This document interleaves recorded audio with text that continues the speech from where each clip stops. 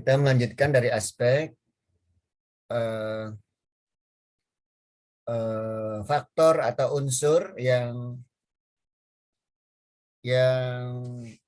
berbeda dari beberapa pembahasan kita sejak awal sampai hari ini. Kenapa berbeda? Karena yang lain lebih terstruktur, misalnya soal pengaruh dari dunia barat itu terstruktur masif dan lama melembaga, dari dunia Islam juga, lalu dalam konteks pembentukan dasar negara, pemikiran yang berkembang pada ideologi dasar negara dan lain sebagainya, termasuk sampai ke situasi kepemiluan selama ini.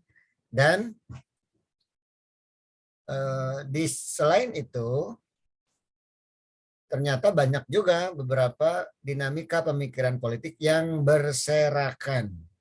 Yang tadi kan terstruktur lebih melembaga dan banyak ya, nebal. Ini yang lain ini berserakan. Artinya memang semua sangat penting, tapi dia berserakan, tidak terlalu dominan. Tapi banyak dan cukup mempengaruhi dinamika pembentukan pemikiran politik. Apa saja yang dimaksud yang berserakan itu? Kita akan lihat. Ini dari sisi waktu, saya membaginya pada pada fase terakhir. Yang terakhir itu fase tonggak besar terakhir sampai sekarang. Tonggak besarnya adalah tahun 1998, di mana periode Orde Reformasi mulai dihitung, atau periode sejak berakhirnya Orde Baru. Nah, itu dari tahun 1998 sampai sekarang. Itu fase waktunya. Jadi, dan ini ya, dalam hemat saya, sepanjang belum ada tonggak fase momentum waktu besar lain yang timbul, maka dia akan terus berkembang dari 1998 sampai kapan tentu dia akan terus berkembang. Bahkan saya menghitungnya sampai tahun ini 2022. Apa saja yang berkembang, meskipun ya catatannya, meskipun beberapa konteks yang masuk di dalam konten ini juga berkembangnya jauh sebelum, ada juga yang jauh sebelum reformasi bergulir. Jadi ini hanya artinya pembatasan secara khusus yang ketika ada yang secara waktu ya memiliki fase yang mundur, itu nanti ada di penjelasan saya ya. Apa saja misalnya kita lihat soal dikotomi militer. Nah, ini contoh yang dimana tentang militer ini justru lebih banyak berkembang di fase Orde Baru. Nah, kenapa dimasukkan dalam pembahasan di fase reformasi milenial? Karena finalnya kemudian terjadi di Orde Reformasi ini. Meskipun ini lahir dari evaluasi di zaman Orde Baru. Itu soal militernya. Lalu akhirnya karena ada pengkotakan tentang militer, maka di seberang militer adalah kaum sipil. Kaum sipil kita akan membahas kaum sipil akademisi, para ekonom, para teknokrat, bahkan kaum praktisi kesehatan dan lain sebagainya ya. Lalu pastinya gerakan mahasiswa, gerakan buruh, hari ini gerakan milenial, termasuk fungsi media dan para figur publik ya. Kita juga akan sekilas kembali mengenai situasi bagaimana pemilu langsung dengan berbagai dinamika, serta yang paling terakhir, yang paling sangat menyedot situasi terkini, yaitu tentang fenomena keterbelahan sosial ya, sosial politik di tengah-tengah masyarakat kita dengan fenomena istilah cebong, kampret, kadrun dan lain sebagainya.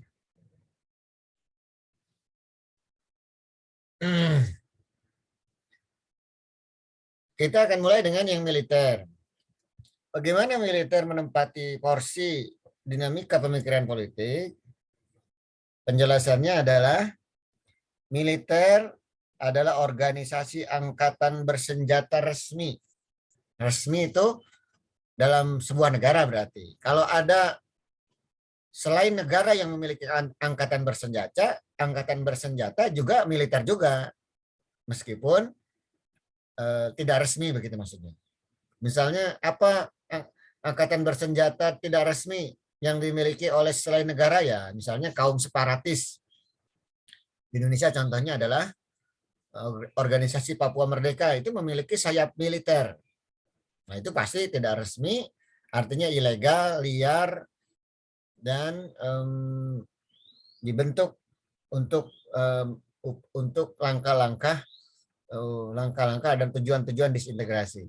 Tapi yang kita maksud adalah militer adalah angkatan bersenjata resmi yang merupakan instrumen utama negara. Kenapa ada kata utama negara? Dengan masifnya seluruh negara bangsa memiliki angkatan bersenjata, maka hampir disebut instrumen nyaris tidak bisa dihindari. Meskipun ternyata ada negara atau bangsa yang tidak memiliki angkatan bersenjata. Ada ternyata. Meskipun jumlahnya ternyata minim.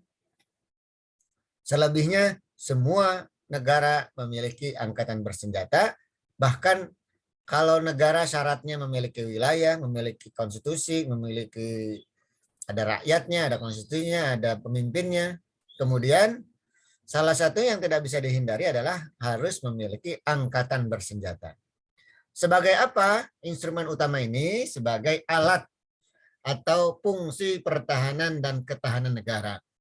Suatu negara, antar negara itu ada potensi saling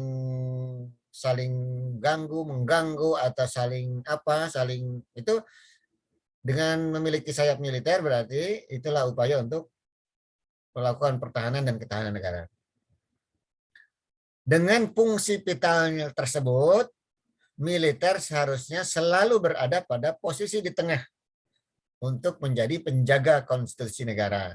Nah, saking vitalnya fungsi militer, maka kemudian diposisikan sebagai penjaga. Maka secara politik harus di tengah. Untuk apa? Menjaga konstitusi negara. Nah, tetapi itu kan konteks hukum sebetulnya, hukum. Tetapi dalam politik ternyata militer sering terlibat arus politik kekuasaan di banyak negara. Itu sering terjadi. Meskipun harusnya menjadi penjaga, netral, menjadi pihak yang netral dalam pertandingan politik, ternyata faktanya atau prakteknya militer seringkali terlibat dalam arus perpolitikan. Nah, ya. Disinilah kita akan lihat, yaitu hubungan militer dengan politik. Sistem politik demokrasi senantiasa mengajarkan doktrin supremasi sipil. Jadi harusnya yang tadi, politisi sipil yang harus mengendalikan militer. Sebagai apa militer dalam konteks tersebut? Dalam konteks sebagai birokrasi yang profesional. Itu seharusnya. Tetapi sering terjadi karena misalnya pemerintahan sipil yang tidak efektif atau terjadi instabilitas, pertikaian politik terlalu banyak ya, terutama di negara demokrasi yang baru, akhirnya mau tidak mau menggoda atau bahkan menuntut militer untuk mengambil alih kekuasaan politik. Bahkan termasuk melalui kudeta. Bahkan bukan cuma termasuk, nyaris hampir semua praktek kudeta di semua negara itu pasti didukung, bukan kalau dilakukan pasti dilakukan oleh militer. Ini atau paling kalau tidak dilakukan oleh militer didukung oleh militer. Kebanyakan dilakukan oleh militer, namanya kudeta. Kalau biasanya itu bahkan sampai ke kudeta bersenjata, kudeta berdarah. Ada yang kudeta tidak berdarah, ada. Kudeta yang damai ada. Itu dipastikan didukung oleh militer. Itu hampir terjadi di semua praktek atau contoh-contoh kudeta. Kudeta yang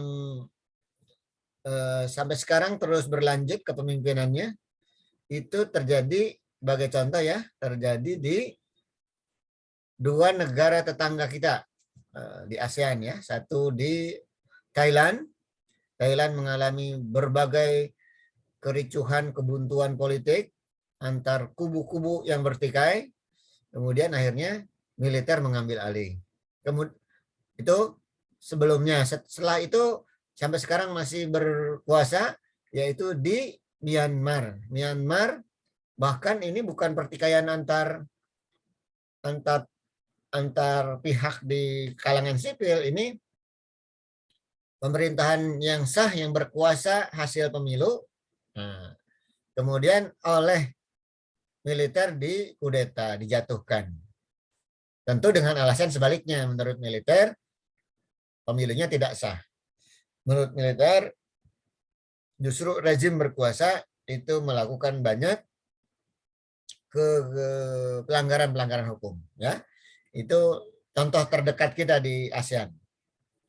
Selebihnya jarang terjadi karena kudeta adalah, harus tahu ya, kudeta adalah cara pengambilan kekuasaan atau penggulingan kekuasaan, atau boleh juga dengan kata pergantian kekuasaan dengan cara inkonstitusional, itu kudeta. Nah, tidak melalui jalur yang resmi, itu kudeta namanya. Ada yang berdarah, ada yang militer, ada yang tidak berdarah gitu. Nah, itu kalau berdarah berarti menimbulkan jatuh korban, kontak senjata terjadi, karena biasanya kalau kontak senjata terjadi atau berdarah itu terjadi ada pihak yang di seberang atau yang berada di seberang pihak yang mengkudeta itu yang memiliki sayap militer juga, jadi akhirnya terjadi kontak senjata itu. Maka kalau seluruh angkatan bersenjata mendukung atau membackup suatu gerakan kudeta, ya harusnya tidak berdarah karena tidak ada lawan, jadi bisa lebih mulus begitu. Nah, maka dari sinilah kita akan lihat besar kecilnya peran politik militer berbanding terbalik dengan lemah kuatnya konsolidasi demokrasi. Artinya sekali lagi, apabila demokrasi berjalan tidak stabil, terjadi huru-hara yang berkepanjangan dan sebagainya yang kemudian dianggap merugikan rakyat dan sebagainya, bisa saja militer kemudian mengambil langkah melakukan kudeta. Gitu ya, itu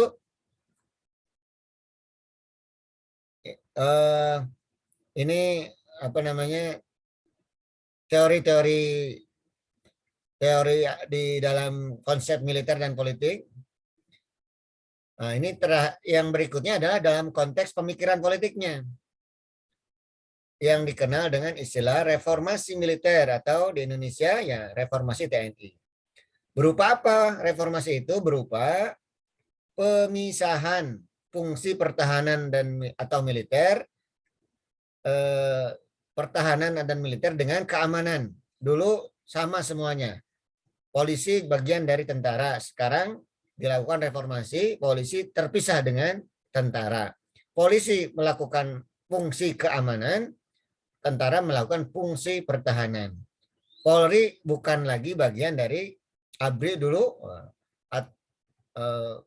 atau Polri dan TNI. Lalu ini yang dikenal dengan istilah dui fungsi, yaitu sebelumnya TNI atau militer memiliki dui fungsi militer. Satu fungsi pertahanan dan keamanan, double. Satu lagi fungsi politik. Nah, dulu ada di zaman Orde Baru. Setelah reformasi, itu dihapus, yaitu penghapusan fungsi politiknya. Karenanya TNI dan Polri tidak lagi memiliki jatah perwakilan di parlemennya. Jadi kalian yang lahir sebelum tidak mengikuti masa Orde Baru itu pasti mengalami yang suasana yang berbeda. Dulu di zaman Orde Baru di DPR maupun di DPRD ada namanya praksi TNI Polri dulu ada gitu. Tidak dipilih oleh masyarakat tapi ditunjuk langsung oleh institusi TNI. TNI saja disebutnya, bukan tidak ada Polri, isinya ada polisi juga. Dulu ada itu praksi TNI Polri.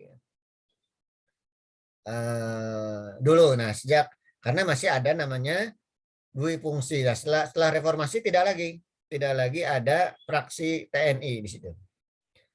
Personil militer tidak diberi hak pilih dalam pemilu.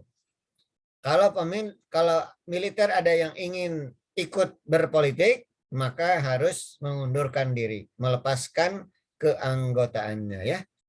Mau di pangkat manapun, dari bawah sampai atas, kalau masih aktif dan ingin terjun ke politik ya mundur dulu. Mundur dari jabatannya di kemiliteran. Begitu, ini tentang dinamika perkembangan politik dalam hal militer dan sipil serta konteksnya dalam urusan politik. Ada hal lain yang tidak saya sampaikan di sini, tetapi ini juga sangat penting, yaitu di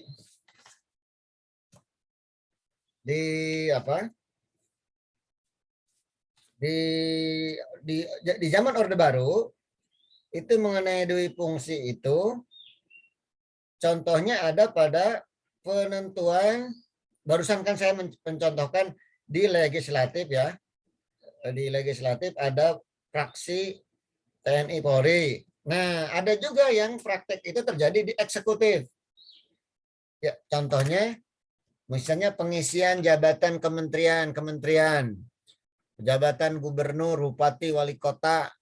Waktu itu sampai di situ tahapannya, pembagiannya. Itu sangat mungkin dijabat oleh tentara aktif. Dan itu melalui awalnya pencalonannya adalah penunjukan, kemudian dipilih oleh DPR, memang DPRD. Itu begitu dulu menentukan bagaimana gubernur Jawa Barat itu dipilih oleh pemerintah pusat atau bahkan dicalonkan dulu oleh pemerintah pusat. Begitupun wali kota Bandung, bupati manapun kira-kira begitu, disesuaikan dengan kepangkatannya. Kalau dulu dikenal istilah kalau sudah bintang 2 di tentara itu bisa jadi calon gubernur. Kalau baru letnan kolonel atau kolonel itu bupati wali kota. Itu begitu. Dalam di eksekutif contohnya seperti itu. Sehingga muncul pemikiran di mana saat itu, dan ini berkembang hingga sekarang, sebagian menganggap bahwa figur militer itu lebih baik. Itu yang menganggap yang positif ya. Figur militer dianggap lebih baik untuk fungsi seorang pemimpin. Begitu ya untuk kemiliteran. Kita masuk kepada kaum sipil ya. Kaum sipil ini yang pertama adalah kaum akademisi. Kaum akademisi ini suatu kalangan yang berasal dari para ahli, para ilmuwan, para pakar, yang berarti di dalamnya para dosen, guru besar dari berbagai perguruan tinggi. Ini dikenal dengan kaum akademisi.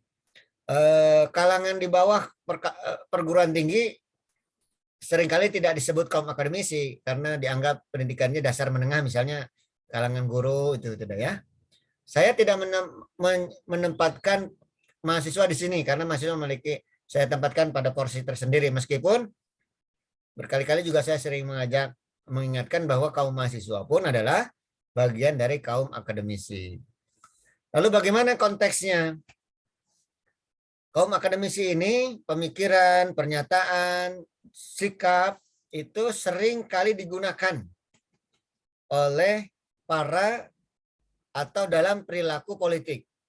Nah, melakukan berbagai kebijakan-kebijakan itu sering menggunakan pemikiran kaum akademisi ini. Nah, ini yang sering saya sampaikan karena pemikiran akademisi yang idealis ya. Nih ada catatannya. Pemikiran akademisi yang idealis itu cirinya selalu 3, yaitu ilmiah, netral, dan objektif.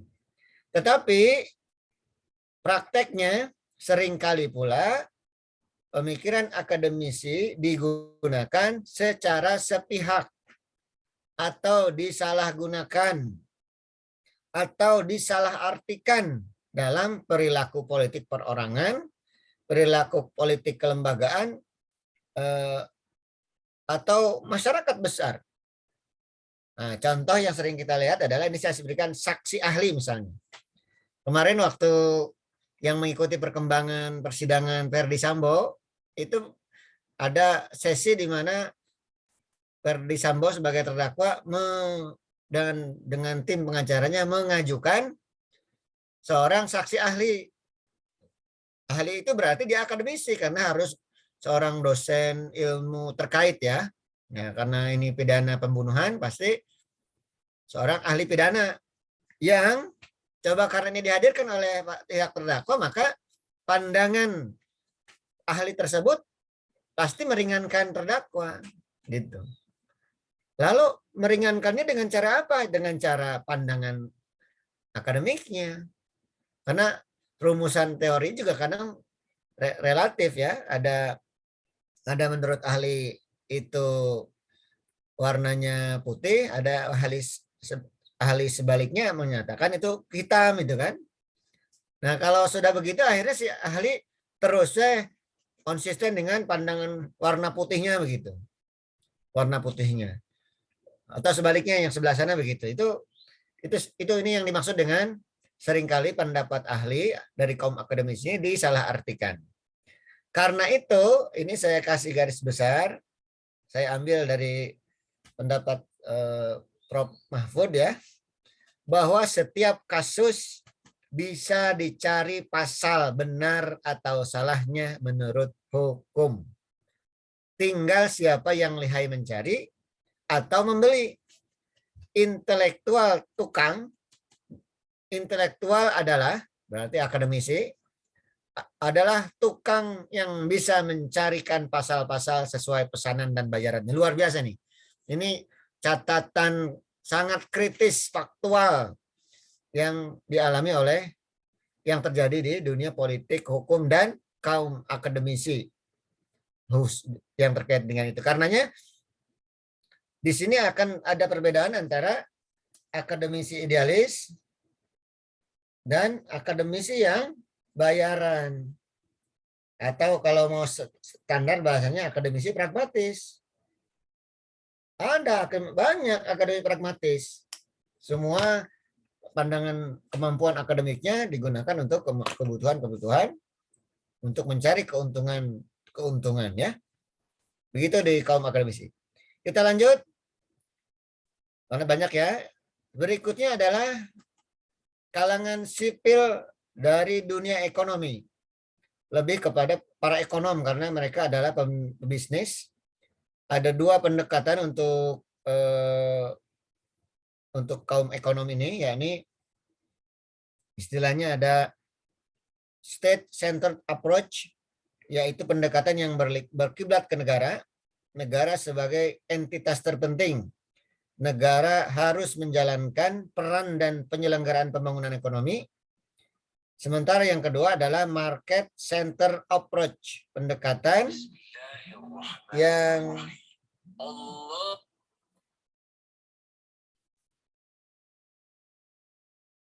dalam konteks teknis adalah bisnis menghindari campur tangan politik negara. Sekedap.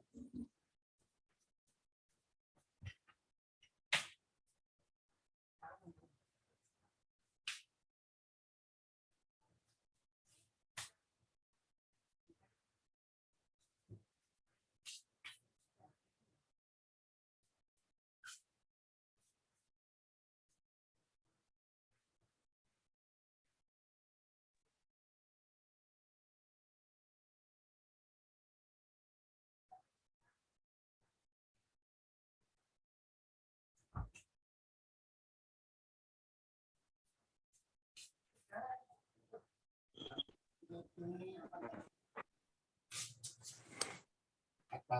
kabar?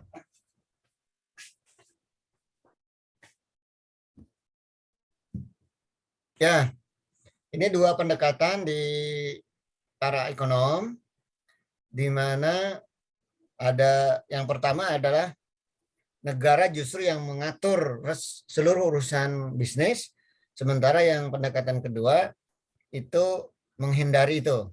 Meskipun tentu ini dua pemikirannya sangat bertolak belakang dan hampir atau nyaris tidak dilakukan untuk yang kedua, karena di semua negara pasti ada menteri bidang ekonomi yang langsung mengurus, pemerintah mengurus langsung bidang ekonomi. Nah, kita akan lihat prakteknya di Indonesia. Bagaimana dinamika para pelaku bisnis dalam politik Indonesia. Yang pertama, ekonomi menjadi motif terkuat perilaku politik. Ya, secara positif itu sering tentu sangat baik ya. Sementara dalam konteks negatif seringkali justru karena ekonomi menjadi faktor terkuat sehingga yang banyak tampil adalah orang-orang yang bermodal besar. Nah, ini contohnya. Halo? Iya, Pak. Oke. Iya, Bapak. Kita lanjutkan. Kemudian faktanya seperti ini. Hampir separuh dari anggota DPR itu berlatar belakang pengusaha. Atau kemudian di dunia eksekutif, sejumlah pengusaha diangkat menjadi menteri. Itu fakta-faktanya ya. Terus di daerah cukup banyak pengusaha yang terpilih sebagai kepala daerah. Dan banyak pula yang berhasil memimpin daerah.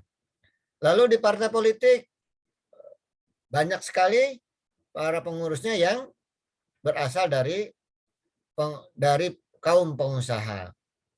Organisasi-organisasi pengusaha aktif mempengaruhi kebijakan pemerintah. Nah, ini fakta ya, fakta di mana sangat pentingnya para ekonom dalam konteks bahwa ya sekali lagi orang yang kaya itu ya menempati porsi yang sangat tinggi ya dalam peta politik di setiap negara, termasuk diantaranya mempengaruhi konteks politik ya. Dan ini dalam konteks positif adalah ya silakan kalau mau masuk politik kaya dulu supaya mudah-mudahan kalau sudah kaya tidak korup gitu. Mudah-mudahan, karena banyak pula yang sudah kaya raya tapi tetap rakus untuk korup. Itu. Sementara sebaliknya dalam konteks berpikir ini orang-orang yang belum kaya akhirnya menempatkan politik sebagai lahan media untuk menjadi kaya. Cara kaya dari politik cenderung korup gitu. Ya, cenderung korup. Apa namanya? Itu sementara cara lain untuk menjadi kaya ya sebenarnya dari dunia usaha. Itu rumus umum ya. Rumus umum kalau dalam konteks ukurannya gaji saja ya. Gaji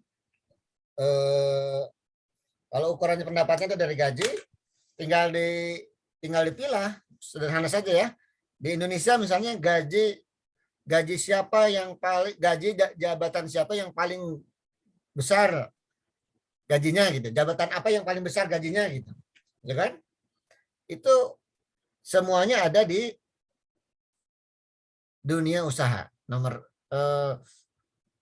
Orang-orang yang memiliki pendapatan tinggi itu adalah di dunia usaha karena tidak terukur kalau usaha. Sementara kalau di luar dunia usaha termasuk dalam politik ada ukurannya.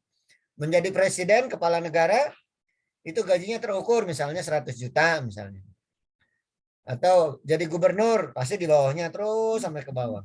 Jadi dosen, berapa itu berapa dia harus mengumpulkan itu dibagi sekian kalau hanya dari sisi itu.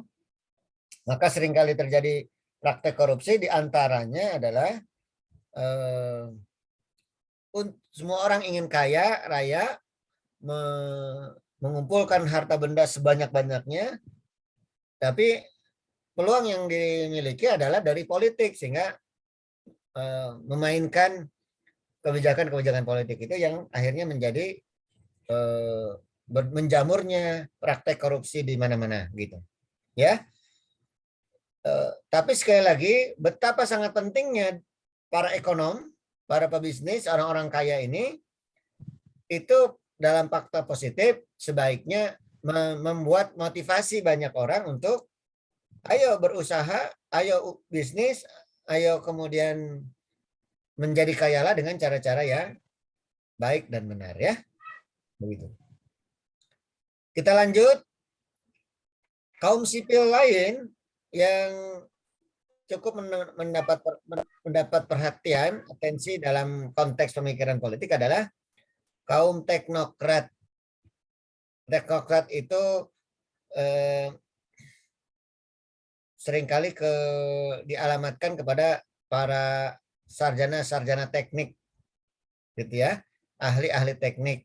Saya satukan di sini dengan para sarjana kesehatan. Saya satukan ya, biar varian lain dari ahli teknik, ahli kesehatan, ya tentu yang setara dengan ini, misalnya orang-orang yang memiliki latar belakang akademik sejenis ini kira-kira. Ya, yaitu dalam penjelasannya ini, kalangan lain yang menjadi kontributor pemikiran dan perilaku politik juga lahir dari para teknokrat, para ahli kesehatan. Di Indonesia, contohnya cukup banyak ya. Bahkan dalam sejarah, dari 7 orang presiden Indonesia sampai sekarang, 3 orang berlatar pendidikan sarjana teknik. Lalu apa hubungannya teknik dan politik? Nah itu sebetulnya yang menjadi catatan khusus. Termasuk para dokter juga di dalam fase sejarah perjuangan kemerdekaan juga banyak yang melakukan langkah-langkah politik. Jadi untuk menjadi ahli politik, nah ini, atau menjadi politisi, ini catatan. Pentingnya menjadi politisi itu tidak harus berlatar belakang sarjana ilmu politik atau ilmu pemerintahan. Bahkan kebanyakan tidak ya, 7 orang presiden kita, kalau figurnya presiden, itu 3 orang insinyur, lalu seorang ulama, lalu 2 orang militer, dan seorang politisi biasa ya. Mana tuh yang ahli politik, artinya dia berlatar belakang ilmu politik? Tidak ada satu pun.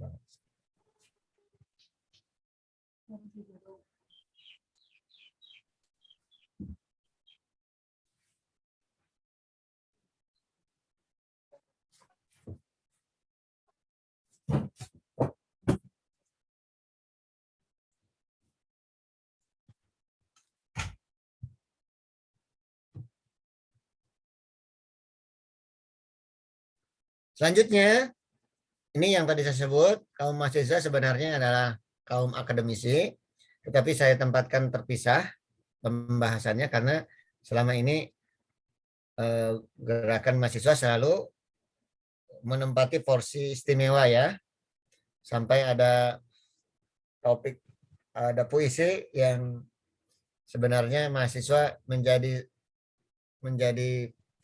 inner circle dari semua jabatan, semua pejabat yang ada di suatu negara ya. Diawali mahasiswa, diakhiri dengan juga oleh para mahasiswa. Kenapa para mahasiswa kuat? Karena mahasiswa idealis, cerdas, kritis, berani, dan termasuk siap berkorban. Ini yang masih, tapi tidak seluruhnya ya, tidak seluruhnya. Saya percepat ini. Tapi tidak semuanya, karena tidak semua mahasiswa, hanya yang mahasiswa yang terlibat dalam gerakan mahasiswa. Kan tidak semua.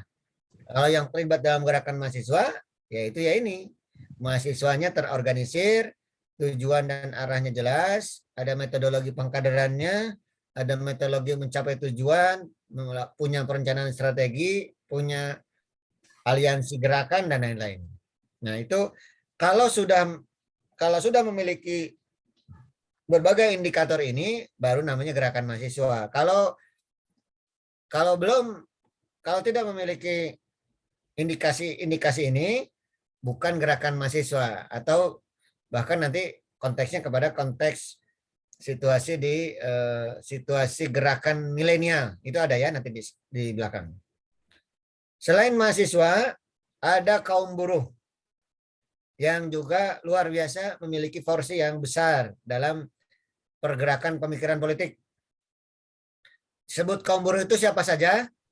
Kaum pekerja di semua sektor dan lapisan. Bahkan sekarang organisasinya luar biasa banyak, ya. Tidak terpusat dalam satu organisasi buruh. Tapi sekarang bahkan ada partai buruh. Meskipun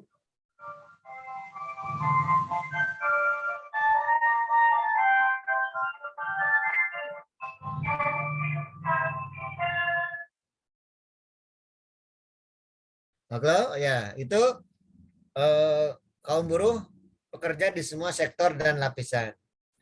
Pada masyarakat industri, kaum buruh menempati jumlah yang sangat besar, ya. Itu di beberapa negara tertentu jumlahnya sangat besar.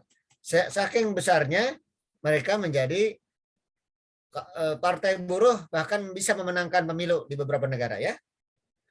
Kalau Indonesia bukan masyarakat industri, jadi jumlah buruhnya masih minim dibanding mayoritas masyarakat lain.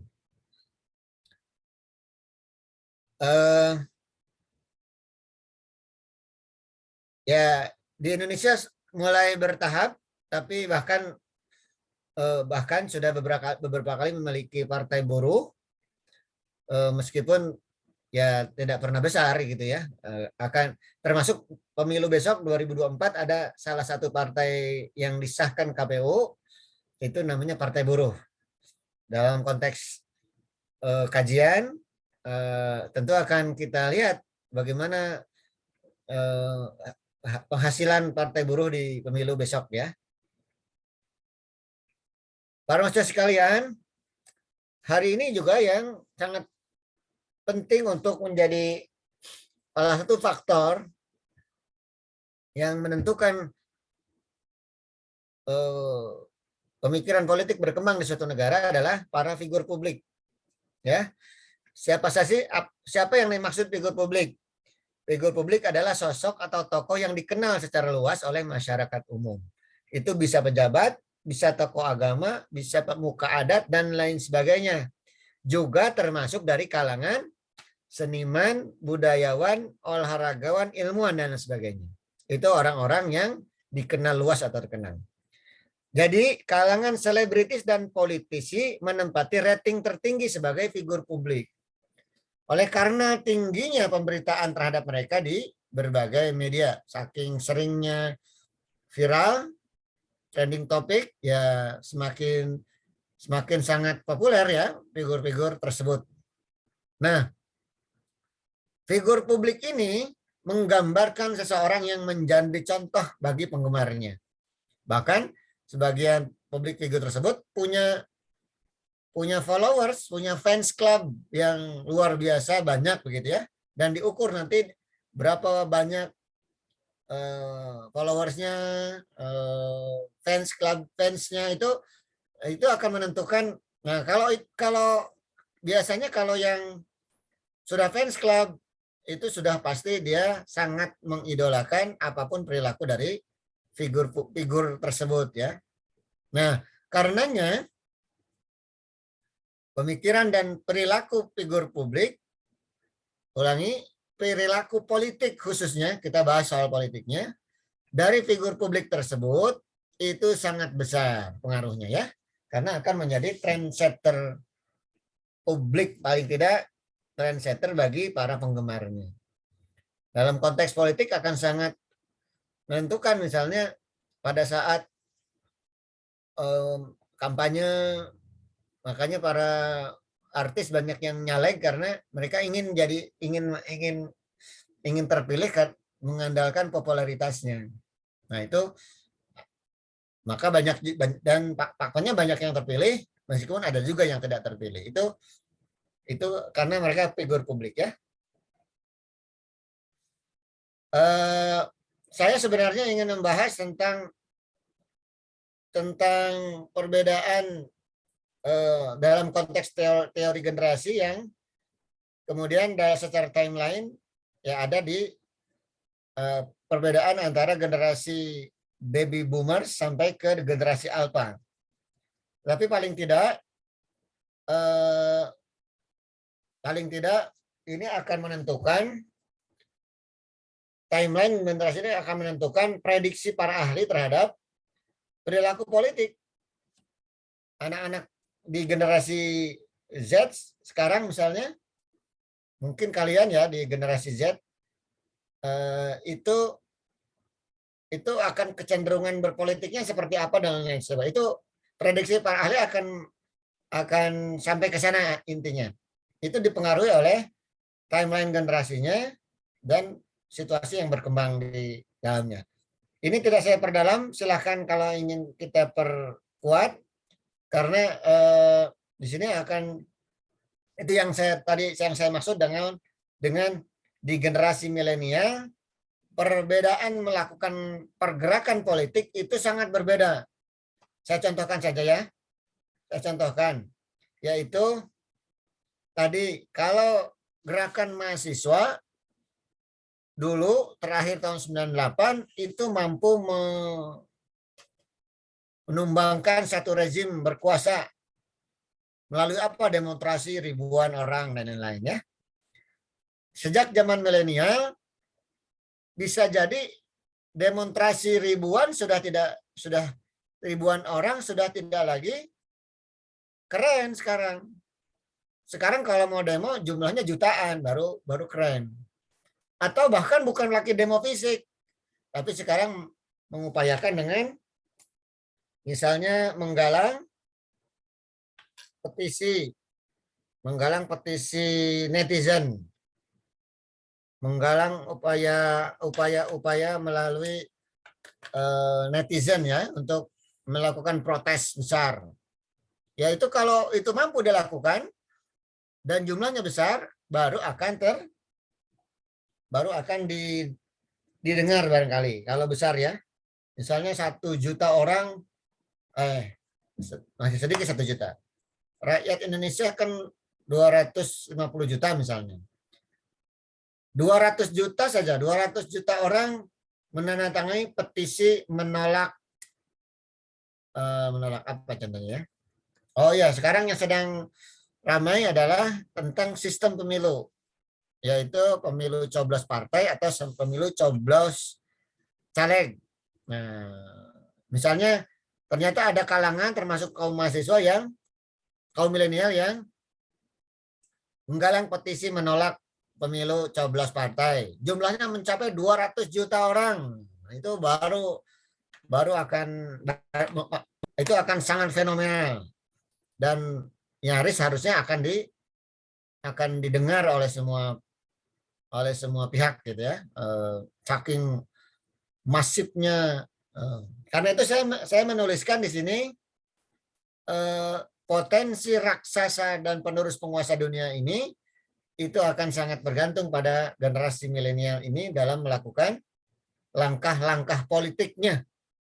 Langkah politik itu baru diterima kalau pemikiran politiknya diterima pula oleh massa. Jadi bukan cuma kaum milenialnya, seluruh netizen dari semua kalangan ikut serta gitu.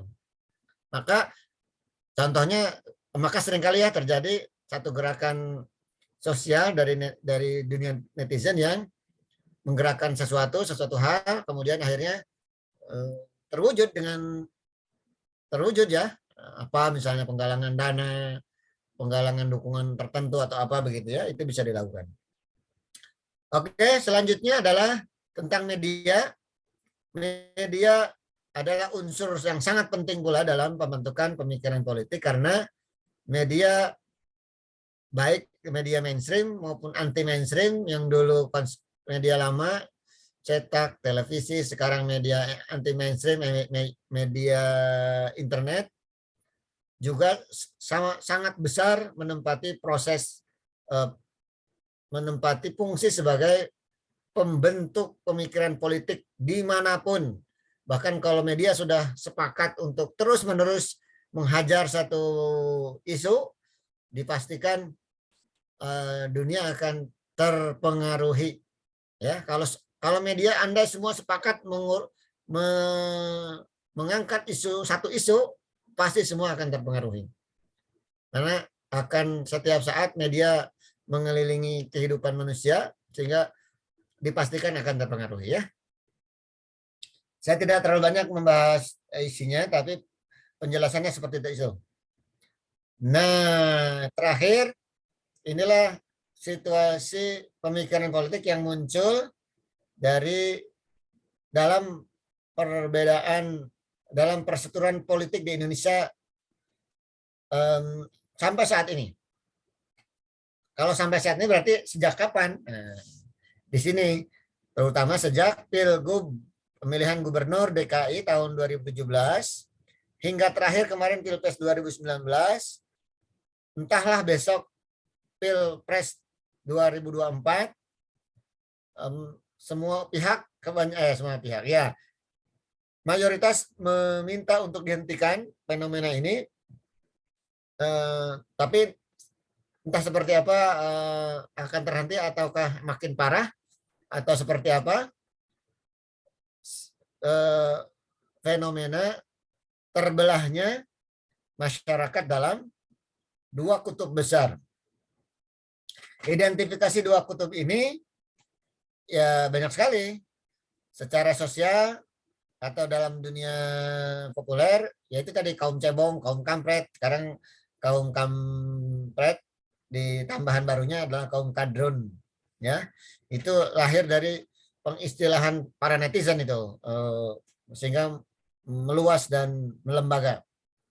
Dalam konteks pemikiran politik, terjadinya pergulatan kaum santri dan kaum nasionalis abangan. Ingat ya, tentang perbedaan kaum santri dengan kaum nasionalis abangan itu ada dalam pembahasan kita mengenai peta politik umat Islam Indonesia. Kenapa ini yang jadi fokus? Karena umat Islam mayoritas di Indonesia, sehingga fokusnya ke lebih banyak pertarungan antara kaum politik santri yang juga terpecah dengan kaum nasionalis abangan. Jadi sebagian kecil kaum santrinya, karena sebagian kaum santrinya sendiri terpecah berbeda pendapat dengan serombongan besar kaum nasionalis dan abangan. Atau juga kaum sekuler dengan kaum pengusung syariah khilafah dan lain sebagainya ya. Ini fakta-faktanya seperti itu. Lalu secara politik langsung, perbedaannya adalah ketika pilihannya beragam pada masing-masing jargon parpolnya serta figur-figur yang diusung. Itu terpecah pula di sana. Akhirnya dikait-kaitkan. Calon A itu calonnya kaum cebong, calon B calon presidennya kaum kadro. Nah, itu akhirnya dikait-kaitkan ya. Menjadi menarik tadi, apakah fenomena ini berhenti, berkembang atau berlanjut, itu ya. Dalam konteks pemikiran politik lebih teoritis, kita bisa lihat dalam 3 pengkotakan ini. Kalau dibuat dalam angka ada 3 kotak. Kotak 1, kotak 2, kotak 3. Kotak 2 adanya di tengah, kotak 1 dan kotak 3 berhadapan di seberang. Kotak 1 itu penguasa atau rezim atau pemimpin, ya teknisnya misalnya presiden, para kementerian, kalau di daerah para gubernur, para bupati, wali kota dan sebagainya. Yang nomor kotak ketiga adalah kaum oposisi karena demokrasi membutuhkan oposisi, ya. Dan itulah bagusnya teori demokrasi karena ada oposisi yang menjadi penyeimbang, harusnya begitu, penyeimbang, pengawas dan penyeimbang. Nah, sebenarnya ada kotak tengah, yaitu kotak kedua, kaum yang boleh disebut kaum swing voters, kaum abu-abu, bisa juga kaum yang mengambang atau kelompok kritis di sini juga, tetapi kaum pragmatis juga ada di kotak kedua yang sedang menunggu. Kaum pragmatis ini sedang menunggu situasi ketika lebih menguntungkan bergabung ke kotak 1, si kaum pragmatis akan pindah ke kiri, atau ketika dia harus merasa lebih menguntungkan ke kanan, dia akan jadi kelompok oposisi. Itu 3 arus ya. Cukup pembahasan kita dari sekian unsur pembentuk pemikiran politik yang dimaksud dalam pembahasan kita. Dalam membentuk unsur-unsur pemikiran politik di Indonesia khususnya. Baik, selanjutnya seperti biasa, kalau ada yang ingin berdiskusi, silahkan, saya buka. Pak, mohon izin ya berdiskusi. Dewi, Nah, silakan. Kan tadi Bapak menjelaskan tentang para ekonom ya, dan itu juga sebagian penyumbang besar gitu untuk negara di dalam politiknya gitu. Dan beberapa kebijakan dari para ekonom itu atau yang pemodal besar itu mempengaruhi kebijakan negara. Nah, saya pernah mempelajari tentang good governance gitu kan. Nah, di mana kan ada 3 pilar, yaitu pilar state, public, dan private. Nah, pengusaha ini kan berada di sektor private. Tapi pada nyatanya menyinggung tentang undang-undang Ciptaker itu kan lebih ke condong ke pengusaha tuh. Nah, itu gimana ya Pak ya? Padahal kan seharusnya nggak boleh kayak gitu Pak. Nah, terima kasih Pak. Oke Dewi, mengenai peran kaum ekonom sudah jelas ya, itu eh, eh, apa namanya, sangat sangat besar, sangat tinggi, sudah jelas. Jadi atau dalam bahasa lebih sederhana, semua orang ingin kaya. Ayo kaya dulu dengan cara yang baik, baru masuk politik gitu kira-kira. Itu bahasa sederhana untuk motivasi sosial. Sekarang dalam konteks diskusi yang disampaikan oleh Dewi tentang apakah Undang-Undang Ciptaker itu lebih pro pengusaha ketimbang pro buruh khususnya atau dunia usaha secara umum, itu memang tergantung dari sudut pandang ya. Karena kalau suatu produk hukum, jangan lupa rumus awal dulu. Produk hukum itu dalam kajian ilmiahnya adalah variabel yang dipengaruhi. Nah, siapa variabel yang mempengaruhi atau sebaliknya? Yaitu politik. Begitu. Jadi selalu ada dua variabel yang mempengaruhi dan variabel yang dipengaruhi. Hukum dalam hal ini Undang-Undang Ciptaker adalah produk hukum yang dipengaruhi. Siapa yang mempengaruhi? Yaitu variabel politik. Kita akan bisa lihat itu dari sudut pandang kenapa pemerintah dan DPR mengesahkan Undang-Undang Ciptaker, padahal itu cenderung pro pengusaha, berarti itu tadi pemerintah lebih atau cenderung cenderung apa namanya mendengar atau memperhatikan dunia usaha lebih banyak gitu. Sebetulnya begitu sebetulnya dalam konteks itu. Walaupun tidak selamanya seperti itu. Artinya dalam konteks kebaikan untuk kaum pekerjanya pun dalam beberapa konteks tetap diperhatikan.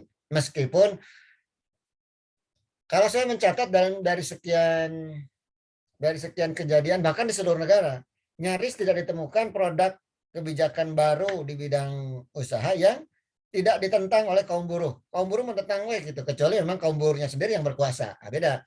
Kalau di beberapa negara tertentu di mana kaum buruh yang menang dan berkuasa, ya mereka pasti akan mengedepankan kepentingan kaum buruh. Bagaimana sih ilustrasinya disebut pro pengusaha atau buruh? Kan sederhana sekarang. Contohnya adalah nomor satu pasti soal upah kerja. Bagi para pengusaha, mereka berpikirnya selalu sekecil-kecilnya atau semurah-murahnya upah itu lebih baik bagi usaha gitu. Sebaliknya coba bagi para pekerja setinggi-tingginya upah itu lebih baik bagi mereka. Nah itu sama aja kayak orang jual beli. Orang jual beli itu si penjual mah kalau bisa setinggi-tingginya harga jual, si pembeli apa coba? Pasti semurah-murahnya harga beli itu mah terjadi itu. Nah, akhirnya menjadi apa kemudian? Dikenal kemudian soal upah, ada istilah upah minimum regional. Itu kan disepakati karena untuk membuat kesepakatan agar tidak lagi ada tidak ada saling mengklaim perbedaan itu. Maka dikenal itu upah minimum regional. Itu soal upah paling tinggi. Yang kedua misalnya soal jam kerja, soal waktu libur, soal uang pesangon, uang pensiun. Nah, itu seputar itu sebetulnya. Yang kalau Undang-Undang Ciptaker atau penentuan-penentuan baru setiap tahun dari hal-hal tersebut kemudian dianggap oleh buruh terlalu kecil, ya sudah mudah memberi cap Undang-Undang Ciptaker tidak pro buruh gitu. Atau sebaliknya UMR sekarang mencekik buruh ya gitu. Kalau pengusaha mah pasti seneng banget gitu karena kan mereka akan lebih. Tapi di sisi lain buruh sendiri kan butuh dengan pekerjaan. Bahkan dalam faktanya begini seringkali faktanya. Ini kita akan lihat dalam praktek-praktek sederhana dari berbagai pekerjaan harian ya. Kita akan lihat orang karena sekarang justru cari pekerjaan susah, misal kalau sedang susah, maka sekarang tenan lah, yang penting kerja daripada tidak kerja. Tenan rada kecil sedikit gaya, yang penting bisa kerja dan bisa punya uang untuk hidup gitu akhirnya. Akhirnya siapa yang harus mengalah kalau gitu? Daripada misalnya kecenderungan umum para pengusaha global, mereka kan tadi selalu cari upah-upah murah. Akhirnya apa? Mereka sekarang berpindah-pindah negara itu kalau pengusaha global. Mencari apa? Mencari negara yang upahnya murah. Soalnya Indonesia semakin tinggi, nggak mau. Nanti makin sedikit tuh industri Indonesia. Karena mereka nggak kuat tuh, nggak keuntungan bagi pengusahanya semakin kecil kalau upahnya mahal atau kalau upahnya tinggi. Jadi itu tergantung kaca pandang dalam konteks Ciptaker, kaca pandang sudut siapa itu tentang pro siapa itu tergantung itu. Walaupun ada ukurannya ya. Kalau terlalu murah tidak standar dengan standar kebutuhan ekonomi masyarakat, ya itu berarti mencekik dan tidak layak gitu ya. Tapi kalau masih dalam standar itu dianggap masih cukup kira-kira begitu.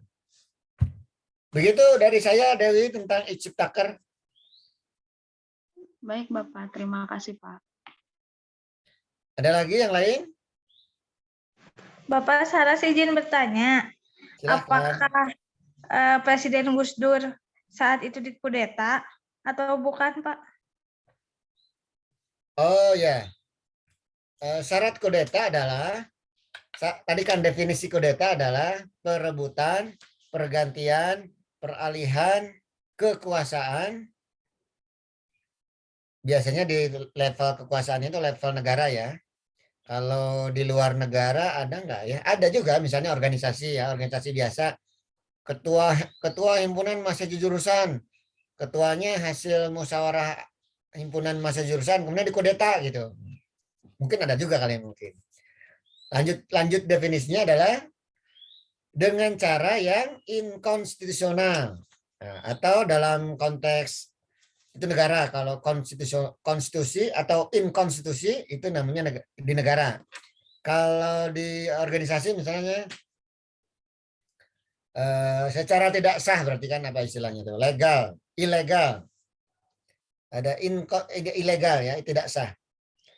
Apa ukuran tidak sah itu? Yaitu kalau konstitusional presiden dipilih dalam waktu 5 tahun sekali melalui apa, kan melalui pemilu. Kalau sekarang pemilihan presiden langsung, dulu melalui MPR segala macam. Nah, dari definisi tersebut coba kita lihat. Presiden Abdurrahman Wahid itu diberhentikan dengan cara, atau dalam bahasa politik hukumnya adalah dimakzulkan, dilengsarkan, dimakzulkan melalui forum apa? Nah, forumnya kan waktu itu forum sidang umum MPR, yang itu ada diatur dalam Undang-Undang Dasar. Jadi presiden itu dapat dimakzulkan dengan alasan tertentu dengan cara apa? Jadi kalau lihat definisinya dan aturan di Undang-Undang Dasarnya, maka Presiden Gus Dur tidak dikudeta. Tidak dikudeta ya. Kalau yang dikudeta itu contohnya naiknya atau melengsarkannya melalui pengusiran. Diusir seorang presiden, ganti presiden baru. Nah, itu namanya kudeta. Kalau yang di Indonesia belum pernah terjadi kudeta presiden ya. Tidak ada upaya-upaya tapi tidak berhasil misalnya ya, tapi tidak pernah terjadi. Seluruhnya dilakukan melalui mekanisme konstitusional. Presiden begitu ya, Saras? Baik, Bapak, terima kasih. Berarti di Indonesia mah nggak ada ya, Pak ya? Ya, semoga tidak ada selalu, karena Ya, namanya kudeta itu akan mengorbankan banyak hal, termasuk stabilitas pastinya. Bisa jadi berdarah, ada korban jiwa dan lain sebagainya. Jadi mudah-mudahan tidak. Indonesia masih dalam suasana yang kondusif dalam peralihan kekuasaannya. Begitu, Saras. Ada lagi yang lain? Abdul, Rehan, Nyemas misalnya. Baik. Izin bertanya, Bapak. Silakan, Nyemas. Tadi kan sempat Bapak singgungnya tentang pemilihan umum secara tertutup gitu, Pak. Nah, kan sekarang udah ada 8 partai politik yang menolak gitu, Pak. Nah, apakah ini tuh yang ngajuinnya kan masih belum tahu ya Pak siapa, kan nggak disebutin. Apakah ini tuh salah satu cara gitu Pak, biar ya nggak tahu mungkin kepemimpinan yang sekarang untuk apa ya, untuk bisa mengatur sesuai dengan keinginan partai mereka sendiri gitu Pak. Soalnya kan kalau dalam demokrasi nggak seperti ini gitu Pak. Jadi apakah memungkinkan ini dilakukan di Indonesia atau tidak gitu? Sudah, Mas? Iya Bapak sudah. Oke. Tadi ada beberapa yang ini ya, yang perlu diluruskan. Apa tuh namanya? Bukan diluruskan, maksudnya dipertajam saja datanya, yaitu yang mengajukan ini belum jelas siapa. Ternyata sudah sangat jelas ya. Jadi cerita kisah apa ya? Salah semua nih. Bukan itu. Jadi situasi tentang perdebatan sistem pemilu di yang sekarang sedang menghangat tentang sistem pemilu terbuka atau tertutup, itu berangkat dari kalau di mata kuliah kita yang minggu lalu, di mana sistem teori berpemilu itu ada banyak, termasuk ada distrik atau proporsional. Nah, Indonesia sejak pemilu zaman reformasi menggunakan sistem pemilu proporsional. Nah, proporsional itu ada dua, terbuka dan tertutup. Perbedaannya kalau terbuka itu sama dengan memilih caleg, seperti 2-3 kali pemilu terakhir. Yang tertutup memilih pemilu terbuka proporsional, tapi yang memilih partai, coblos partai. Itu diajukan oleh satu partai saja, yaitu Partai PDI Perjuangan. Sisa partai selebihnya dari 9 partai yang ada di DPR, 8 partai menolak. Semua ingin tetap ke pemilu terbuka. Nah, yang berarti hanya tetap memilih caleg. Mekanismenya para pengusul sistem coblos partai tersebut sekarang sedang mengajukan judicial review. Nah, itu kan pengaturan sistem pemilu tersebut kan diatur dalam undang-undang pemilu. Dalam undang-undang pemilu tersebut, dalam undang-undang manapun, apabila ada masyarakat yang ingin mengganti atau tidak setuju dengan undang-undang tersebut, bisa mengajukan judicial review, peninjauan hukum ke Mahkamah Konstitusi. Mahkamah Konstitusi kalau sudah memeriksa semua aspek prosedurnya sudah sah, kemudian akan memeriksa isinya dan akan menentukan hasilnya, memutuskan apakah pasal-pasal yang diajukan untuk dirubah oleh yang menggugat itu dikabulkan atau tidak. Berarti apabila dikabulkan judicial review-nya, maka jangankan 8 partai yang menolak. Kira-kira begitulah. Seluruh masyarakat pun menolak, itu tetap berlaku putusan Mahkamah Konstitusi, yaitu misalnya menjadi coblos partai, berubah menjadi coblos partai. Nah, begitu situasinya. Jadi yang mengusulkan sudah jelas, sudah ada, dan Mahkamah Konstitusi yang akan memutuskan. Tinggal waktu persidangannya apakah sudah dimulai atau belum. Nanti MK yang akan memutuskan. Perdebatan pemikiran politiknya terjadi pada ini di sini. Apa sih perbedaan terbuka tertutup, coblos caleg, coblos partai? Nah, perbedaannya adalah dari tentu cara dan dampak.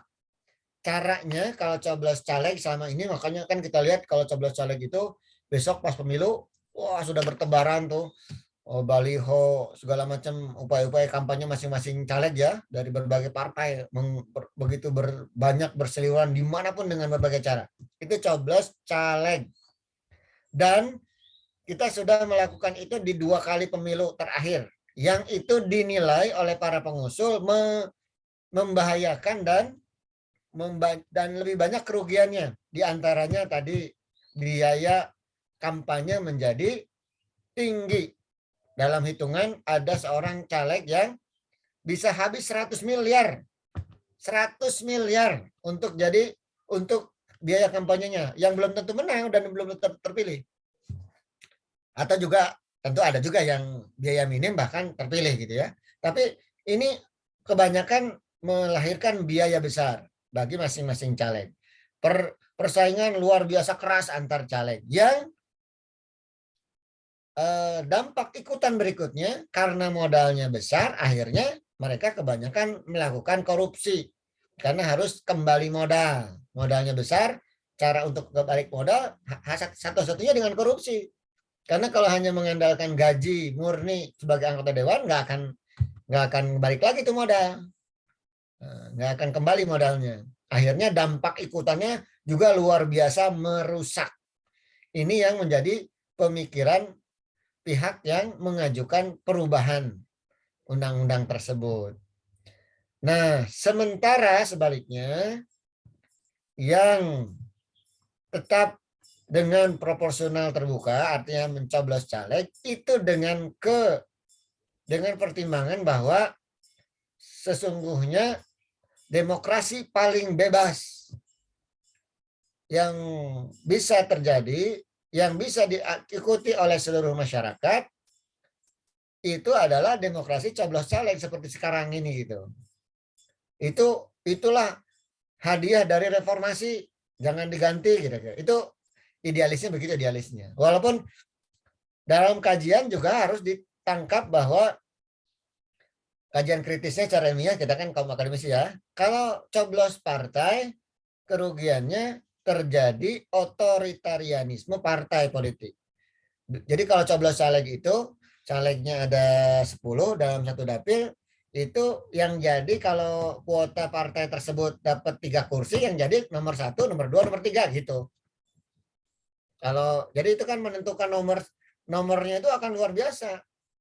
Akan terjadi pula memang tadi upaya penghamburan uang, tapi untuk partai, dalam partai berebut angka atau nomor urut 1, 2, 3.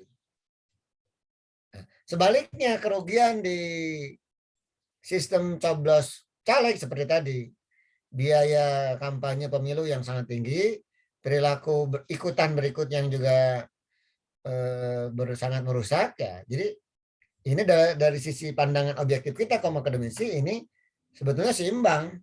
Kita akan maju kena mundur kena, dua cara ini semuanya akan punya kelebihan kekurangan, yang itu akan ya harus dihadapi karena harus dipilih kan. Nah, kecenderungan lain ini pertarungan politiknya. Ini kita lihat itu kajian idealis para pihak ya. Sekarang pertarungan politiknya kita lihat juga ya. Yang mengusulkan ini kan partai penguasa. Satu-satunya partai penguasa yang yang sudah menang 2 kali berturut-turut dalam pemilu. Termasuk dalam berbagai survei, si partai penguasa ini selalu menempati porsi tertinggi. Coba deh semua survei. Kalau pemilu dilakukan hari ini, nomor satunya pasti itu. Tinggi sekali, bahkan tinggi sekali ininya, jumlah gap antara nomor satunya itu nomor 2-nya dengan nomor 2 itu tinggi sekali. Nomor nomor 1 selalu 20%, nomor 2-nya di bawah 15%. Itu kan tinggi sekali. Jauh sekali jaraknya.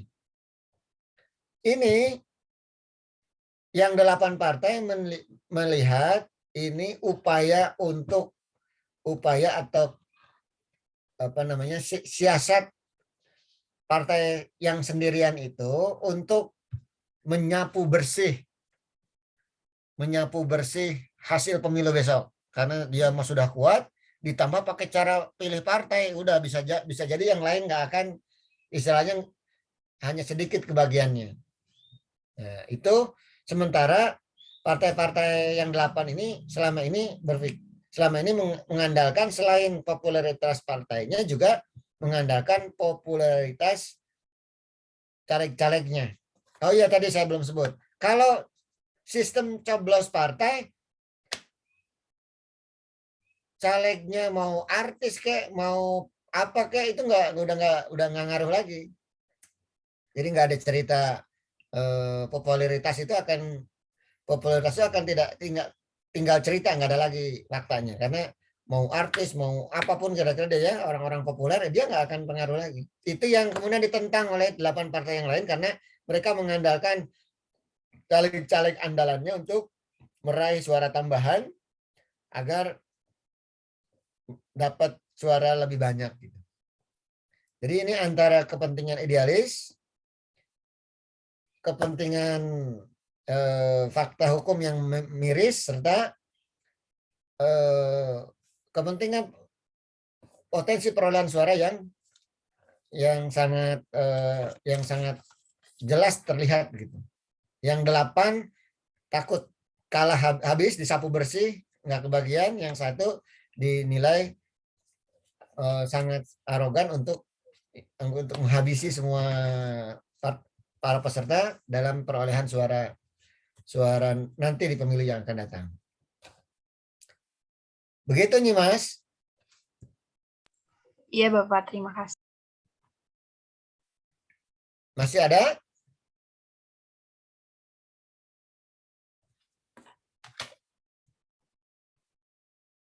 Halo, masih ada? Cukup? Cukup ya?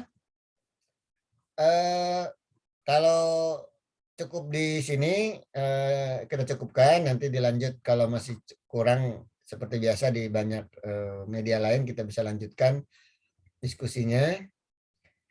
Dari sisi materi hari ini adalah materi terakhir yang ingin disampaikan, sehingga minggu depan kemungkinan akan maksimal akan 2 kali lagi waktu untuk perkuliahan sebelum UAS ya. Jadi minggu depan atau itu nanti bisa jadi diskusi kelompok atau apa begitu yang akan kita atur nanti pas hari Senin yang akan datang. Kalau sudah kayaknya Senin yang akan datang sudah nanti baru ketahuan pun jadwal UAS kita kapan gitu.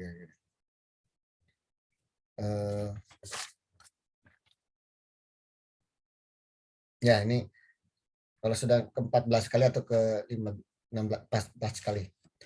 Itu ya yang bisa saya sampaikan pada hari ini.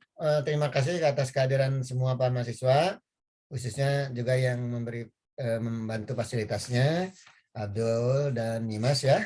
Lalu jangan lupa semua absen, mohon difotokan peserta Zoom kita. Saya akhiri pertemuan hari ini dengan Assalamualaikum warahmatullahi wabarakatuh. Waalaikumsalam. Waalaikumsalam warahmatullahi wabarakatuh. Terima kasih Pak. Izin.